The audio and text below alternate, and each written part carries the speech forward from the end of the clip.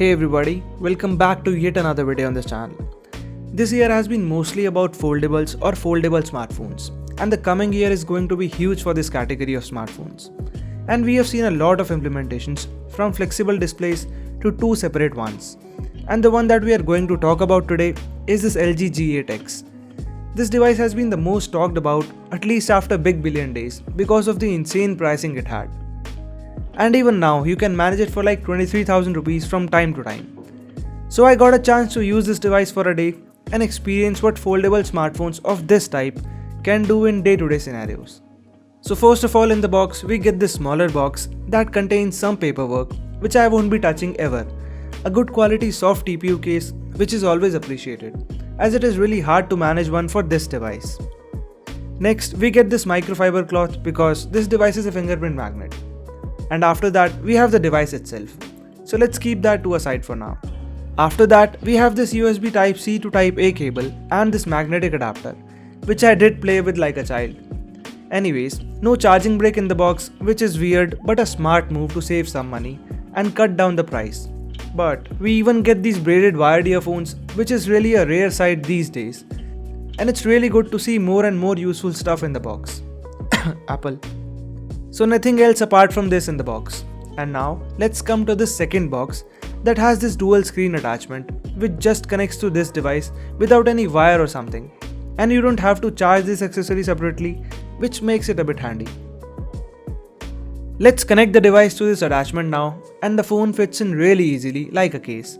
So it pops right into this slot, and there you have it. The device in its full glory. And disclaimer, this front display is a fingerprint magnet and will get scratched up quite easily. Basically, it is a shiny mirror and needs some care. Overall, the device feels quite bulky now, but not unbearable as such. Okay, so now a quick overview of the specs. So you get this 6.4-inch OLED panels on the both main display and the accessory, and both are of same quality, as even the teardrop notch is there on both of these displays. On the top, you get a 32 megapixel front-facing camera, and you get this glass back that houses a 12 megapixel main camera and a 13 megapixel ultra-wide camera. So no depth sensor or macro crap here, and I like that the things have been kept to what really works in real life. On the bottom, you get a charging port, a speaker grill and a 3.5mm jack with a quad DAC. And this device is full of features, at least on the hardware front, as even the 128GB internal storage is expandable. Crazy but true, right? Plus, you even get an in-display fingerprint scanner, which is not as fast as others you see, but manageable. And to power all this, you get a Snapdragon 855 octa-core processor, which is fairly capable even in 2020, and it is clocked at 2.8 GHz with 6GB of RAM. Rest, you get all the good stuff like dual stereo speakers, a quad DAC and IP68 certification, which you will hardly see on any device in this price segment. Specs wise, it holds up even better than any other mid-ranger in 2020.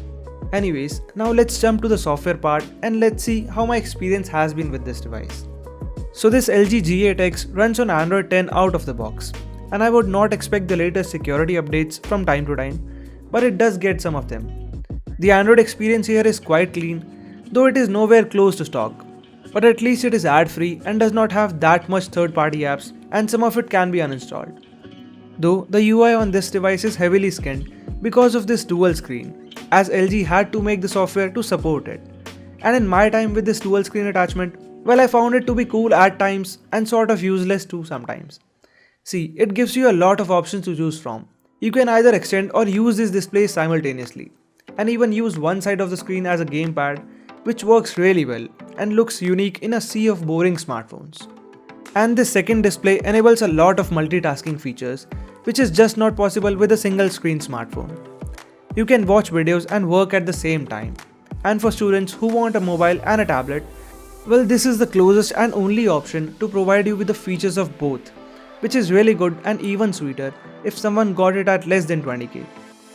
The stereo speakers and quad DAC makes the media consumption really satisfying, but I find it better without the dual screen. See, if you extend the videos while thinking that it will act like a tablet, well, you are wrong, as these bezels come in the way and the videos look kind of bad. So that's a limitation I found. But apart from this, if you do one single task on these displays or use it as a gamepad, well, you will be more than happy. So my experience with this second display has been good for the most part, as both of these are quite color accurate and immersive. Overall, if I talk about the performance, the device holds up quite well for any app or game you throw at it. And it won't slow down at all, since it is a flagship device. You are less likely to face any issues with performance, though that battery takes a big hit while using that dual screen attachment, and it will hardly last a day with that. But without that second screen, it is an all-day device and has that 4000 mAh battery, which is enough to last for a day on a single charge. And yes, it does have Quick Charge 4.0 and wireless charging even, which is something missing even on flagships from most brands. Lastly, coming to the cameras, and to be honest, I forgot to keep the samples before returning my loan unit from a friend. But this camera produces some good results, though there was some shutter lag from time to time, but the images are passable for the most part.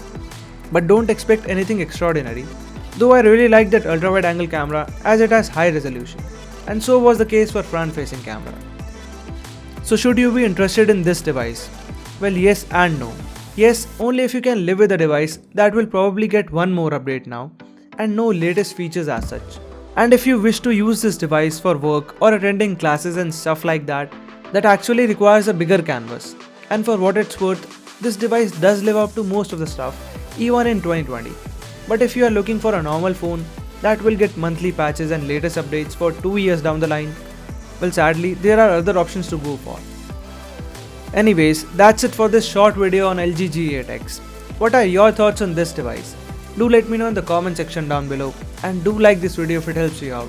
Lastly, subscribe to the channel if you haven't already, and I'll see you in the next one.